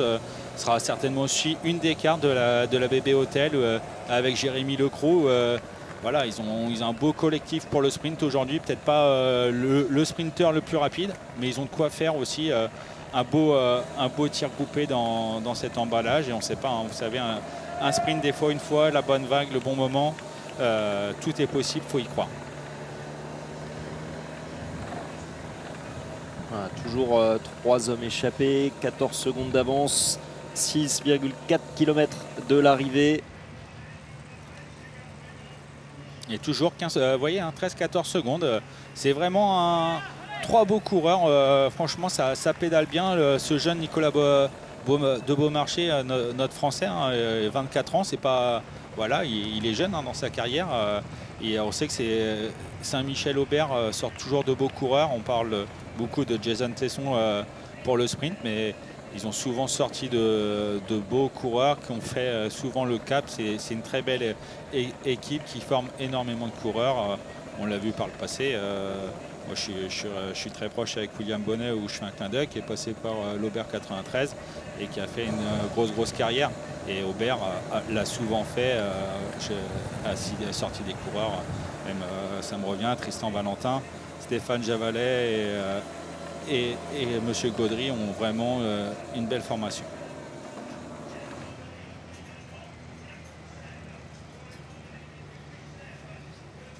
Allez, ça relâche pas l'effort, en tête. On se donne à fond jusqu'au bout. 10 secondes d'avance toujours pour les 3 hommes qui doivent vraiment être là on le sent, hein, en ligne de mire du peloton. On ne le voit pas forcément à l'écran, mais c'est des petits faux plats. Hein. Vous voyez, c'est un circuit, on est toujours un peu en prise, on le sent. Devant, ça fait mal aux jambes. Hein. Derrière, ça se regarde, ça roule. 10 secondes, on les a là, on les a en visuel, mais c'est pas rentré pour le moment. Ils ont du mérite, ils tiennent, ils font un très bel effort dans cette échappée.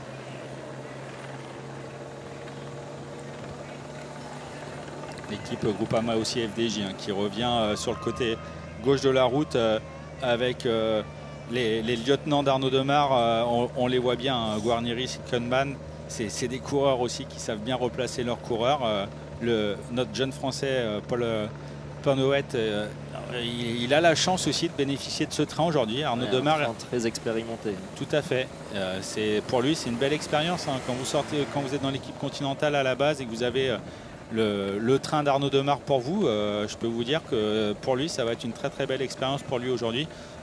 Ça va peut-être permettre de lui bénéficier, de passer un cap aujourd'hui avec ces gros sprinters. Il y a beaucoup d'espoir hein, placé en lui. Son entraîneur précédent à la Continentale FDJ le voit vraiment hein, comme la relève d'Arnaud Demar. C'est pas pour rien qu'on lui donne l'occasion de s'exprimer sur une course comme celle-ci aujourd'hui. Tout à fait. De toute manière, si l'équipe Groupama FDJ aligne aujourd'hui, Arnaud a certainement un autre plan pour la fin de saison. Mais Paul Penouet, si aujourd'hui il a ces équipiers-là, c'est qu'on mise aussi pour lui sur l'avenir. On le sait, Arnaud, il a encore des années devant lui, mais les petits jeunes, ça pousse vite derrière et surtout dans ce domaine-là. C'est peut-être pas un sprint pour Arnaud Demar? Ouais, oui et non. Après, Arnaud, je crois qu'il fait une belle année. Au Tour d'Italie, je crois qu'il ne faut pas se rappeler le nombre de victoires qu'il a eu. Il a encore brillé au Tour de Pologne. Il a brillé, il a fait un beau podium au Championnat d'Europe. Arnaud, c'est un coureur qui a des ambitions, donc c'est certainement que c'était juste pas dans son plan d'être présent à Fourmies. 4 km, un peu moins de 4 km de l'arrivée, on sent les coureurs échappés qui se retournent de plus en plus au bord de se relever. Mais on le voit hein, derrière, vous voyez, ça frotte. On essaye de remonter, on mange un peu le bas-côté. Il y a un coureur de GT Markea qui s'est fait un peu sortir. On va vouloir aussi attaquer, on va arriver dans ce dernier faux plat. Il va certainement y avoir un petit peu d'action. On voit hein, l'équipe aussi Saint-Michel-Aubert, Flavien Morlaix qui place bien Jason Tesson au milieu de la route. On le voit, hein, ça fait la boule, ça ne met pas forcément en route. Ça y est, hein, la jonction est faite. Vous voyez le fameux grand coureur Roger Kluge qui est au milieu de la route. Il est là, hein, il est là pour manœuvrer son train de la Lotto Soudal. Il va se rabattre d'un côté et hop, une chute. Et vous voyez. Voilà, grosse chute. Et c'est nerveux, on le sent. Grosse chute à 3 km de l'arrivée. Et là, ça va créer... Ouais, ça peut tout changer là hein, pour l'issue de cette course. On va le voir en vue d'hélico, mais je crois que tout le monde n'est pas passé. Ça va réduire la boule pour le sprint. Mais vous voyez, ouf. Ouh là là là là là. Ça a touché une roue. Et vous voyez, Roger Kluge, il a voulu un peu décaler. Derrière, ça crée du mouvement. Ah, il y a eu de la casse là. Ah, ça va moins frotter pour le sprint. Hein. Déjà, on va se retrouver avec moins d'hommes. Vous voyez, tout le monde... il y a eu une grosse sélection de fait. Hein. Malheureusement pas de la meilleure manière, mais vous voyez, c'est la jeune équipe de Nantes qui est aux commandes. Ils ont réussi à bien passer la vague et maintenant c'est les coureurs de Nantes qui sont en train de rouler. Et que Lotto Soudal, des FDJ. Vous voyez une petite trentaine, quarantaine de coureurs hein, qui sont passés. Les coureurs qui vont rentrer par la suite, ils vont perdre des cartouches. Hein. On voit aussi Julien Simon qui est là, qui est bien placé, qui a passé cette chute. La Groupama FDJ. Hein. Vous voyez d'un côté la Lotto, de l'autre côté la Groupama FDJ. Là c'est tendu. Yves Lampart qui va chercher également son sprinter. Est-ce que Fabio Jakobsen est passé? Est-ce que Groenewegen est passé? J'ai l'impression que Groenewegen est dans la boule. Vous voyez Caleb Ewan, il est bien là. Hein. Alors qui est en première position? Est-ce que c'est Dely? Est-ce que c'est Caleb Ewan? 1 km 800. Et Max Walscheid également.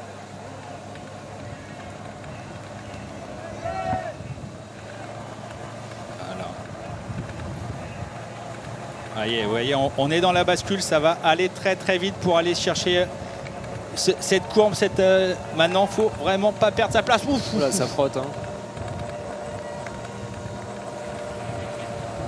Pour le moment, c'est le cut-down qui emmène très très bien.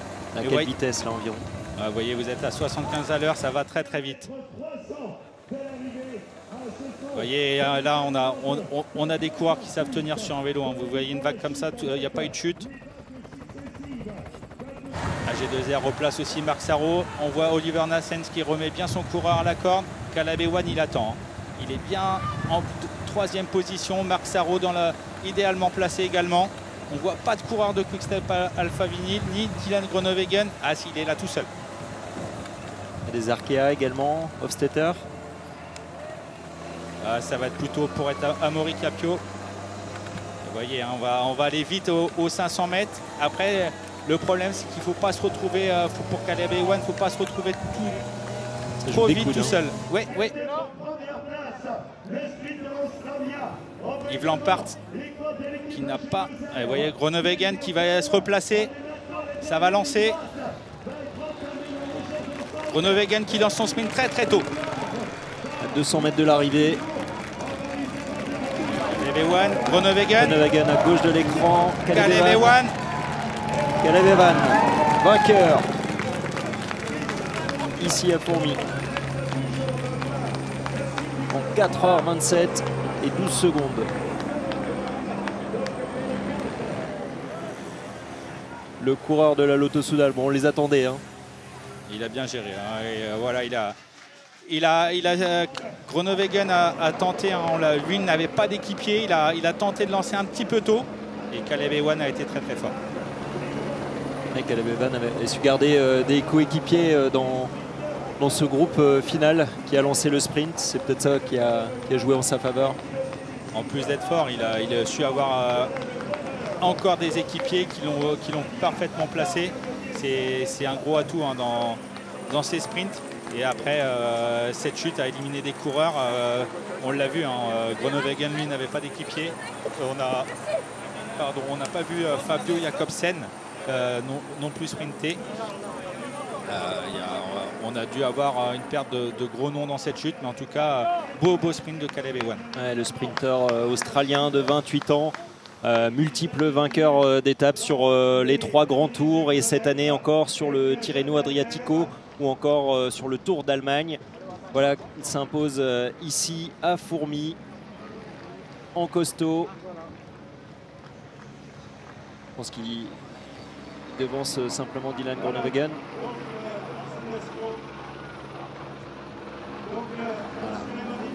Pas de discussion sur cette victoire.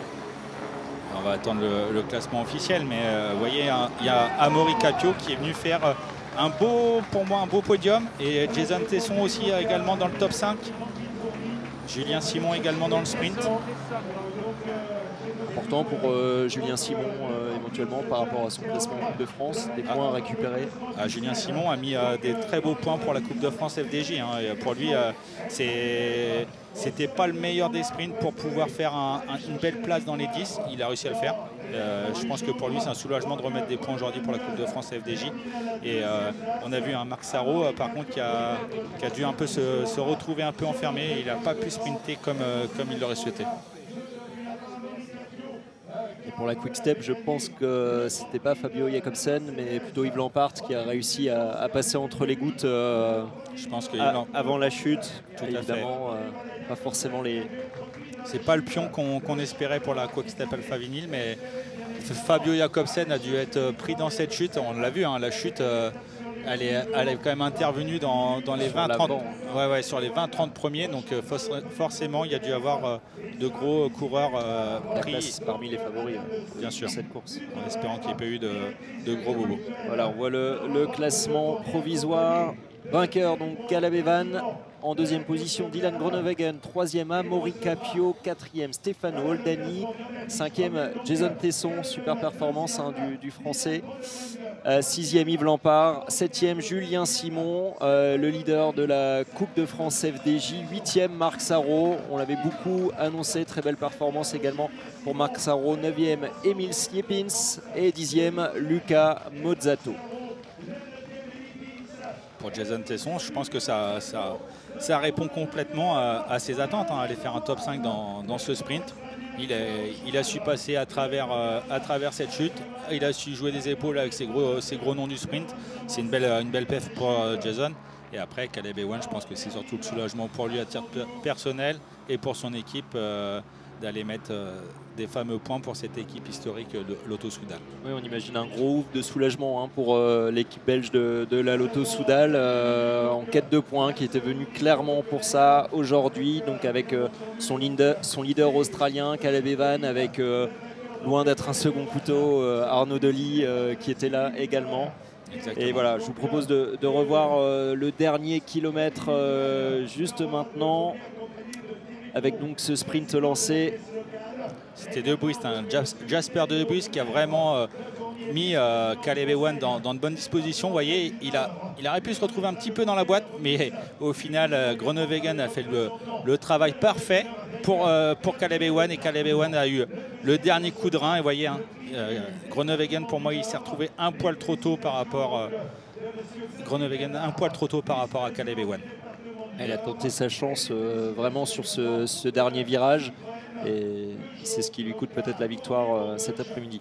Oui, mais quand on arrive de l'arrière, on a souvent plus de vitesse. Et de toute manière, quand c'est lancé, vous ne pouvez plus freiner. Hein. Le sprint était parti pour lui. Après, il aurait peut-être eu un Caleb Ewan un peu moins fort. Ça aurait peut-être pu le faire pour lui. C'est Caleb Ewan qui gagne. C'était un beau match. En tout cas, on l'avait dit. Il y avait de grosses pointures.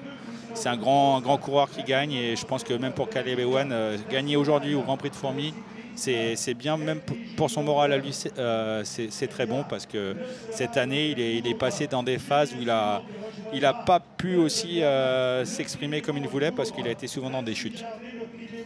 Alors que Caleb Ewan est sur le point d'être interrogé. Première réaction. Today it's your day. It's a wonderful win. Very nice win. A strong team. You are perfect. Yeah, they did a really good job. They were forced on the front really early, but the guys were super strong and they had everything under control. So, ils ont fait un beau boulot. Les gars ont été très forts. You are so strong today as we see anytime the Lotto Soudal team before. We know also today is very important for the points. So you win, of course, it's très important aujourd'hui pour les points. Second party, it's your points for the team. Congrats one more. I mean, it's no secret that we're in the hunt for points at the moment. So ce n'est pas un secret qu'on cherche ces points pour le moment. For today, but usually one-day races is quite a lot. So I'm happy that I can get some points for the team. And je suis content qu'on ait pu gagner des points pour l'équipe. It goes towards us staying in the World Tour, but et avec un peu d'espoir, ça va nous permettre de rester dans l'élite. The final was very, very difficult because all the team walks before and in the last kilometer we see was very, very parce que toutes les équipes voulaient être bien placées. Jasper had to go on the front super early, and he did a great job using some of the other guys. Très tôt.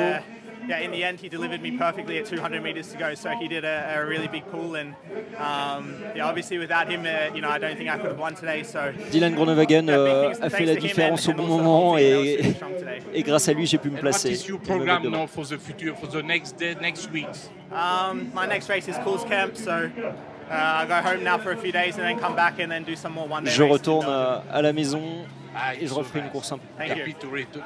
One more congrats. Thank you. Félicitations. Voilà pour les premiers mots de Caleb Evan suite à cette victoire dans cette 89e édition du Grand Prix de Fourmies. On n'a pas eu un visage très, très marqué de Caleb Evan. Hein. On le voit qu'il est dans une bonne phase. On voit vraiment qu'il est en forme. Ça confirme vraiment son beau sprint. Et donc là, on voit le classement de la Coupe de France avec Julien Simon qui s'affirme de plus en plus en tête avec 143 points. En deuxième position, voilà une petite remontée au classement. Il me semble que c'était Clément Venturini avant qui était deuxième. Amaury Capio avec 92 points avant cette manche. Voilà, Amaury Capio a remis un petit peu de points, mais après, sur le point individuel, il y a le match Julien Simon, Amaury Capio maintenant. Mais j'ai pu aussi remarquer dans le sprint, classement par équipe, on le disait que c'était aussi important.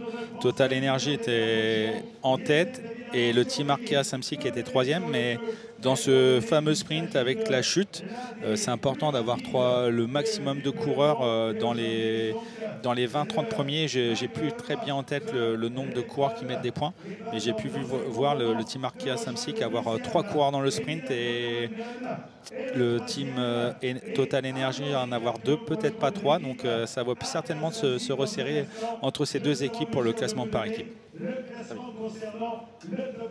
Voilà, et bien ça va être temps pour nous de vous remercier, Sébastien Minard. Merci Loïc, merci à vous. Alors que, excusez-moi, on va revoir la chute qui a été occasionnée à 2 km de l'arrivée. Sur cet angle de vue, c'est compliqué.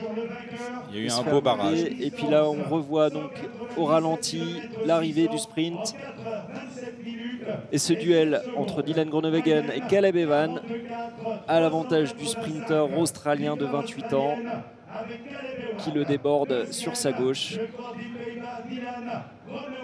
Superbe effort de l'Australien, signé une très belle victoire, un nouveau beau nom qui vient s'inscrire au palmarès du Grand Prix de Fourmies. Lui-même un palmarès gigantesque dans le cyclisme mondial et qui vient décrocher une victoire ici dans le sud du Nord. Ça confirme le Grand Prix de Fourmies. Il y a toujours eu des grands noms qui se sont inscrits à ce palmarès et aujourd'hui il n'y a pas eu d'exception. Même si on a eu quand même le mérite d'avoir 5 coureurs échappés dans cette échappée du matin et ils ont fort résisté, repris à 3-4 km. Ils ont vraiment les trois derniers coureurs ont fait une belle journée et un beau sprint bien conclu pour l'équipe Lotto Soudal avec Caleb Ewan. C'est une belle journée. Ouais, de beaux noms qui viennent récompenser voilà, une superbe région mise en valeur à travers ces courses cyclistes. Et pour aujourd'hui, c'était donc ces routes de l'Avesnois. Alors, regardons encore une fois, profitons de ce sprint lancé ici, boulevard de Verdun, devant l'hôtel de ville de Fourmies.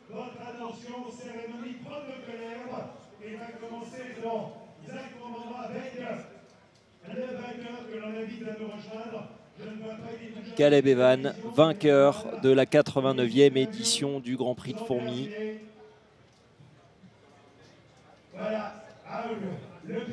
Lui dont on ne compte plus les victoires sur les courses, sur les grands tours et même sur les classiques.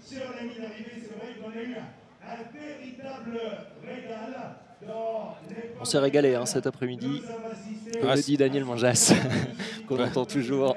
Oui, on l'a dit, hein, même si c'est vrai qu'on aurait aimé avoir un peu plus d'attaque dans le final. Après, quand vous avez un peloton qui roule à cette vitesse, c'est pas simple. Voilà, pour les amoureux du vélo, la saison cycliste dans la région, elle n'est pas encore terminée avec un rendez-vous dès dimanche prochain au Grand Prix d'Isberg. On va vous remercier Sébastien Minard de nous avoir apporté tout votre savoir vélo aux commentaires de cette course. Merci pour l'accueil, merci à vous. Et on remercie également toutes les équipes techniques, la réalisation, tous les techniciens qui nous ont permis de suivre ce Grand Prix de Fourmies, conclu donc par la victoire de Caleb Evan. On vous souhaite à tous une bonne fin de journée, à tous sur France 3.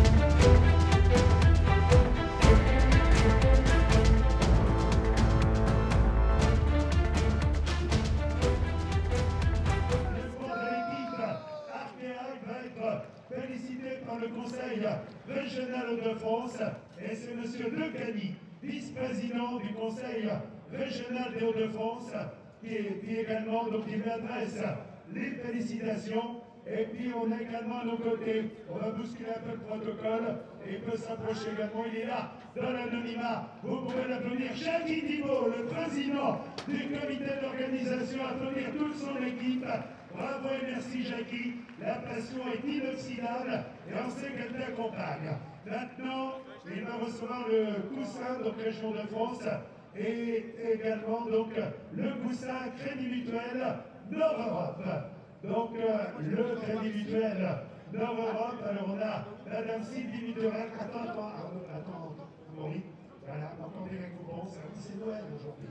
Donc voilà, d'autres récompenses vont arriver pour le Crédit Mutuel. Donc avec le représentant pour Amaury Capio, qui termine donc à la 3e place de l'épreuve. Il serait content que vous l'applaudissiez. Vous faites comme vous voulez, mais ça lui fait ça. Regardez comme ça change d'un seul coup, beaucoup plus souriant.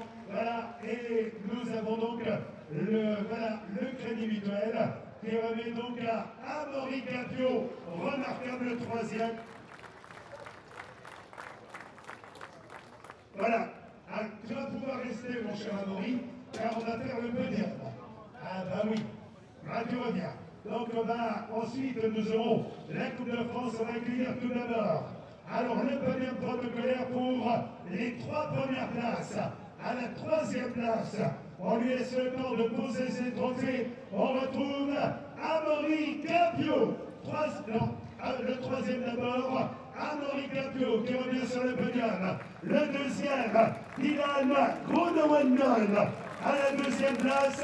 Et le vainqueur, le champion australien, Caleb Ewan. Voilà le podium, Caleb Ewan le vainqueur. Le 2e, Dylan Groenewegen. Et le 3e, Amaury Capio.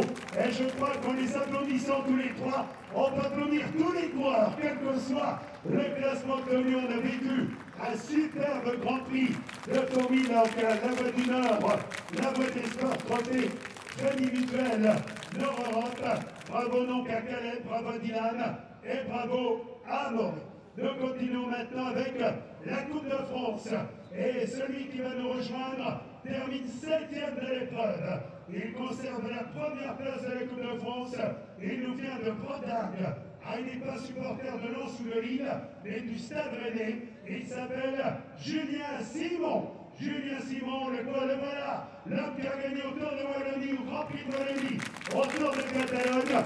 Il est 5e de l'épreuve et il reçoit donc les félicitations avec la Coupe de France FDJ et avec Dominique Serrano, membre de la Ligue nationale de cyclisme et organisateur du Grand Prix de Denain, Porte-Nueno. Dominique Serrano, Julien Simon, c'est le leader de la Coupe de France. Il a été tout près du maillot jaune sur les routes du Tour il y a quelques années. Allons l'événement, l'applaudit encore. Julien Simon, leader de la Coupe de France, a fait une belle opération aujourd'hui en terminant 7e. Il reste le Manche, je crois, Isberg et le Tour de Vendée. Nous allons nous continuer maintenant avec le prix des monts, parrainé par le Val-Joli. Et nous allons demander au vainqueur donc, du prix des monts de bien vouloir nous rejoindre. Il s'appelle Maxime Jarnet. Maxime Jarnet, le voilà, le pro de l'équipe Gosport Rondoline Métropole. Vous l'avez découvert aujourd'hui. C'est un jeune joueur professionnel. Il va être récompensé par M. Darro, directeur du Val-Joli, qui nous rejoint sur le podium. Voilà, alors ce jeune homme, on vous le présente. Il a 24 ans, il a gagné Paris-Mantes, a terminé 2e au Tour du Beaujolais, a gagné l'Estivale Bretonne, 3e au Tour de la Loire, a été 20e à la Poly-Normandie il y a quelques jours. C'est sa première année professionnelle. Je crois qu'ensemble, on peut lui apporter tous nos encouragements. Maxime Jarnet sur le podium, récompensé donc par le Val-Joli avec M. Tarot, donc directeur du Val-Joli. Voilà, Maxime, il a son lit pour les photos. Voilà, tout bientôt exactement de Lyon. On continue maintenant avec le prix des sprints, parrainé par la société Place Niso. Et celui que nous allons accueillir aujourd'hui, vous l'avez vu longtemps en tête, tout au long de la journée, il a fait preuve d'un formidable tempérament. Son nom vous devient familier. Il s'appelle Nicolas de Beaumarchais. Nicolas de Beaumarchais, grand animateur de l'épreuve, qui est donc le lauréat du prix des sprints, parrainé par la société Place Niso. Et M. Vincent Borchipron, donc directeur de la société Place Niso, lui a remis le coussin. Place Niso, fidèle partenaire du Grand Prix de Fourmi, la Voie du Nord, la Voie des Sports, propre et Crédit Mutuel Europe. Nicolas de Beaumarchais a été formé au SCO de Dijon. Il a brillé dans Châtillon-Dijon, dans toutes les courses par étapes. Aujourd'hui, je ne sais pas si vous avez vu, il a été l'un des derniers à résister au peloton pour ce qu'il a fait aujourd'hui. Je crois qu'on peut lui dire et lui adresser de grands bravos. Bravo à Nicolas de Beaumarchais. Voilà le corps de l'équipe Saint-Michel envers 93.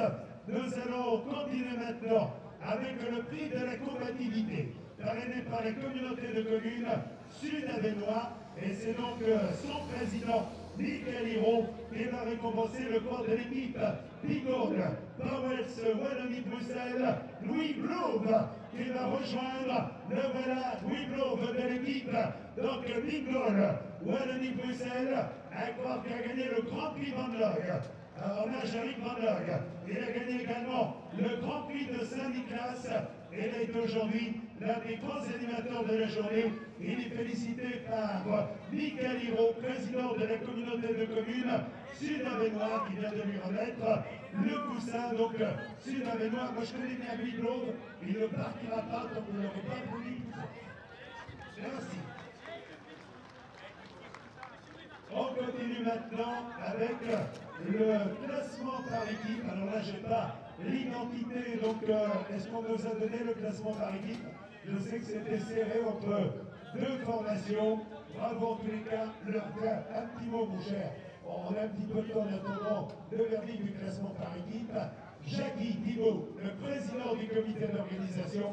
Cher président, est-ce que tu as passé une belle journée? Et beaucoup d'organisateurs voudraient avoir un plateau comme le tien. Alexander Christophe, que c'est le premier des sauveteurs, puisqu'il a fait 2 fois 2e à Fourmi. Mais celui que je voulais avoir sur la photo d'arrivée, c'était Caleb Ewan, parce que Caleb Ewan, il a une gueule, et il passe en plus avec les maillots rouges, il passe très très bien à la télé, il passe bien sur les affiches. Donc celui que je voulais, je l'ai eu. Rodevegen deuxième, c'est ce qui se fait plus gros. Il y a eu une chute, j'ai pas vu moi. Jacobsen a été dans la chute, je parle de Vince. Oui, dommage, c'est ce que je pensais, Jacobsen était dedans. À mon avis, son coéquipier qui gagne, il y a 20 ans, il gagnera l'année prochaine ou l'année d'après. Puis je te conseille de pronostiquer dans les années qui viennent, comme ça fait 10 ans que tu te plantes au pronostic, ce serait bien que tu finisses quand même par gagner une fois. Mais plus sérieusement, c'est un an de travail, lui et son équipe. On l'a dit, on l'a répété, monsieur le maire va conclure. Tu as toujours ton micro, mon cher. Si on peut en donner le micro à monsieur le maire, c'est un an de travail. On oublie, c'est des soirées pendant qu'on regarde un match de foot, une série télévisée ou un film, ils sont en réunion de travail. Ils sont un peu éparpillés partout, ils vous entendent. Je voudrais qu'ensemble, je vous le demande, donc de manière très officielle, qu'on lève les mains et qu'on applaudisse tous les bénévoles du Grand Prix de Fourmi, donc à la Voie du Nord, la Voie des Sports, et qu'on y associe tous les partenaires, qu'ils soient privés, publics, ils permettent l'organisation de cette épreuve. Alors les applaudis plus fort. Bravo, bravo donc, mon cher Jackie, bravo à toute l'équipe, à Fabien, à tous ceux qui sont autour, qui font un travail énorme. Alors comme le micro de monsieur le maire n'est pas revenu, je pense qu'il avait payé la location que jusqu'à 17h. Ah bah ouais. Est-ce qu'on a le micro? Tiens, pour monsieur le maire. Voilà. Et moi qui ai fait les premiers Tours de France en 74, à l'époque il y avait Pierre Monte sur une grande radio périphérique qui s'appelait Europe. Et tous les matins il y avait l'émission Bonjour Monsieur le maire. C'est ce que tu disais hier. Voilà, maintenant on va inventer une nouvelle émission, ça va être Bonsoir Monsieur le maire. Et donc, alors le mot vis-à-vis de Jackie et de tous ceux partenaires, bénévoles qui permettent cet événement. Ah bah non, mais je remercie, je félicite. Il me dit qu'il est aussi grand.